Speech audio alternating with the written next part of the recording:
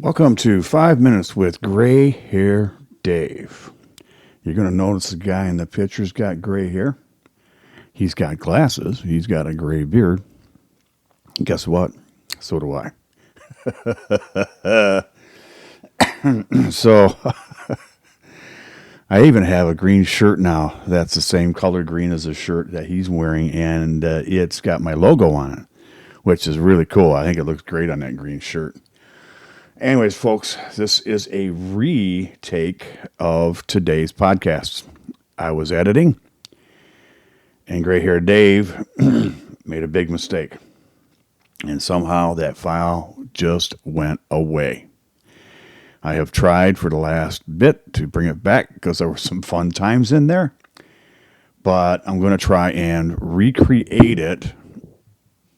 I'm going to try to recreate it from memory, because this one was all memories. And I was talking about the relationships and how they differ from high school to when you're getting into your first marriage.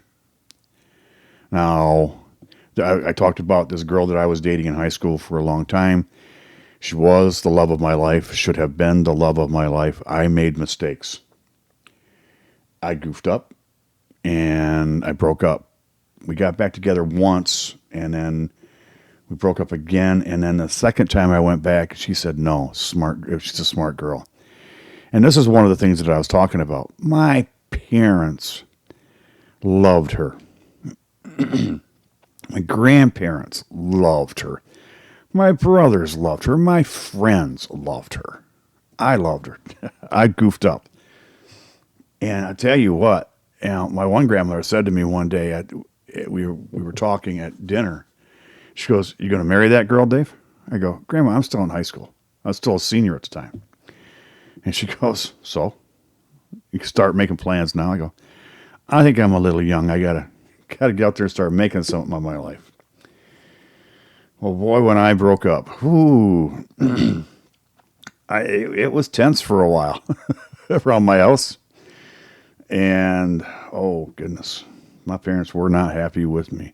And isn't that the way it always goes? Your parents fall in love with your girlfriend, and the next thing you know, if you're having an argument or not getting along or whatever, it's, what did you do? It's always a guy's fault. I had a conversation with my mother one day. She goes, "What did you do? Go fix it." No. And the same thing with my dad. Go fix it. Go fix it. You go, yeah. Yeah, and they were right. I should have. And then, and this is something that I talked a little bit about earlier. You go ahead and you start meeting, their friends, right? And you meet their family.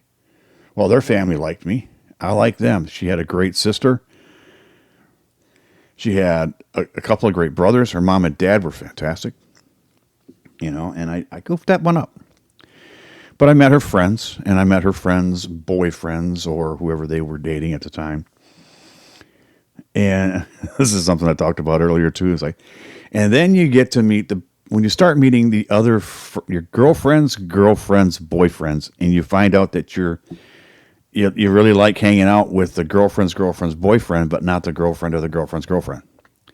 And eventually the girlfriend and the girlfriend's girlfriend go away, but the girlfriend's boyfriend stays. And you become good friends.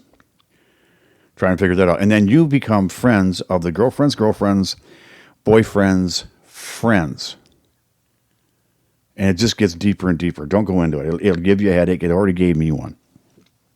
So, but that stuff happens. It really does, But anyways, and then, after that breakup, I dated around for a while. And I started working at the paper mill. And I didn't meet anybody from work because I worked in the paper mill, and I'll be honest with you, it was all guys. When I was working at the paper mill, there were no girls working there out on the floors. Now, there were girls in the offices, but that's a different story. And I'm not going there because I didn't even attempt to try to. And if I had, it wouldn't have worked well because my sister-in-law worked in the office. And I don't think that would have went well for Dave. But Through a friend, I met number one. And I believe it was at his wedding because he worked with my first wife at the time. So I'm positive it was through him. And, so mom and dad met her. Mom and dad fell in love with her. So did my grandmothers. And she, again, I really do. I am very, very happy that we got divorced after my mom and dad died. Now, she was there for my one grandmother's passing, but my other grandmother passed after my mom and dad. And that's a story unto itself, what that does to a mother watching children die. Because my one grandmother, my dad's mother, really lived a long time and outlived two of her kids. Well, at least dad. Anyways, but, and that relationship, number one, went great for a while. And that's tough. You got to remember, I was working swing shift at a paper mill. So 1 week of midnights, and you go to afternoons for a week, and then you go to days for a week. And rinse and repeat, folks. Just rinse and repeat.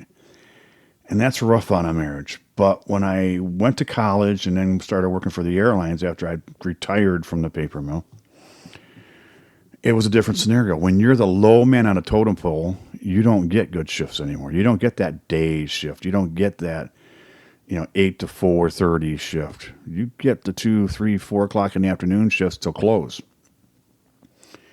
And that was basically the demise of my marriage because she was working a regular job and something happened. I don't know exactly if I want to go into that, and I don't think I will because I don't want to offend anybody here. But I was very happy that my mom and dad were not around for that, to see that happen. And let's be honest, I'm sure some of the strain and stress of going through parents' deaths, because my parents passed away 54 days apart. And I had already moved from Michigan to Kansas City, Kansas, or Kansas City, Missouri. And, there's a lot of travel, there's a lot of distance. They wanted us to go because they knew I needed to go to college to get out of the paper mill and to get into a job that I really wanted. But I'm happy that I didn't have to go through the "what did you do now, Dave" scenario for my mom and my dad, because they loved her. And here's something too. I mean, when you marry somebody, you don't just marry them. They marry you and your family, and vice versa. You marry them and their family. And if you're a female or a male or a gay or a lesbian listening or a transgender or whoever, but you marry somebody, you got to live with their family too. Whether it means you never talk to them or you talk to them a lot or sometimes too much, I don't know. But, number one's family was not all of them, but some of them were not as opening as my family were, open arms as my family were. And I understood why. And that's okay. It is what it is. And I hate that phrase. I really do, but I say it too much. It is what it is. It's a family thing, I guess. But those are the relationships that go on and the relationships within relationships within relationships. And I find that interesting if you look at it, It can be fun. It can be interesting. Now, there were some other things that I had talked about, and I'd be darned if I can remember what it was. But for today, I think we're going to call this the end of it. So I've still got to edit. I still got to go to that thing called JOB. And do a little driving around to people today. So we're going to call this it for today, folks. Folks, if you can, remember, tell your friends about me. 5 minutes with Gray Hair Dave. It's a great podcast, I think. It's not long. Doesn't take a whole lot of attention span. Tell your friends. Don't forget that's 5 minutes with grayhairdave.com. That's my website.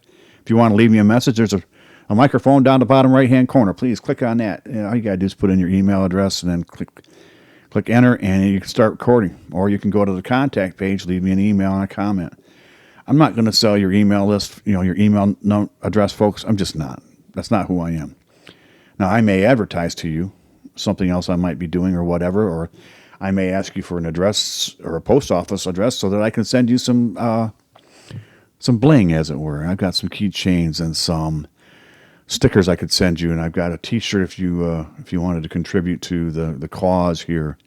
There is now the availability to help support this podcast by a donation. Go to the website, 5minuteswithgrayhairdave.com, if that's something you're interested in doing. And I would greatly appreciate it if you did. So that's it for today, folks. Don't forget, if your friends don't know what a podcast is or don't know how to use it or do it, do me a favor and show them. So for now, folks, that's all. You have a great Wednesday, a great evening, a great week. Whatever day of the week it is, you have a great one. And I'll talk to you tomorrow. So bye-bye.